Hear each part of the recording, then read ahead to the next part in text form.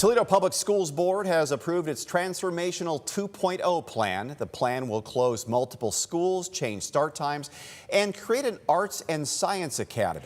The district announced changes needed to happen late last year as projections showed a $68 million deficit.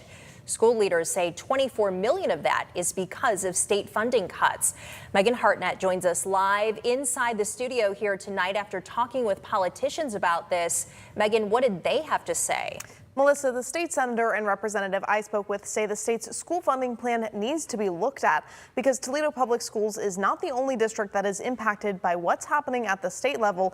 And if anything, it's just the first one to sound the alarm.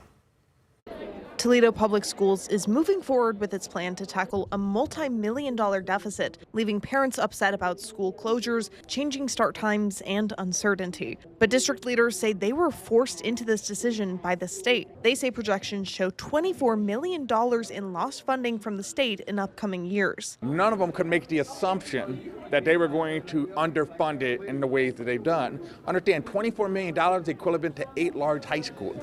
That's how much that is in account for our district and our budget. The bipartisan Fair School Funding Plan pays districts with a calculated cost per student, but changes were made in the most recent budget. It's over $2 billion that is being taken away from all Ohio school districts. District officials and community members say they feel this all comes back to local elected officials in Columbus.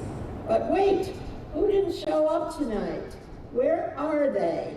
State Senator Paula Hicks Hudson says she couldn't be at the Tuesday meeting, but she has been at previous meetings and she has concerns. We have to be real clear that this is not just a Northwest Ohio problem, but it is across the state where public education is under assault. State Representative Erica White says TPS is a warning as other districts like Springfield and Sylvania ask for levies this upcoming election. Levies should not be something that we're relying on just to survive. It's concerning. White says she thinks bipartisan legislation to help is possible, but it is important for voters to be involved as well. If you're in TPS or if you're in Springfield schools, it's something that we all have to come together on because we care about education. We care about our kids. Toledo Public School Board President Christine Barwig says she wants to see a unified approach moving forward. To figure out ways to advocate at the state level for our state leaders to really hear what the impact of their decisions are making in our community.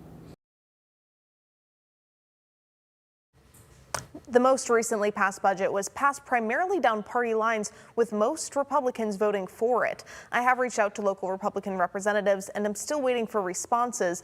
State Representative Josh Williams says he has no comment on TPS's plan, but he previously told me in December that the state funding plan is working as it should.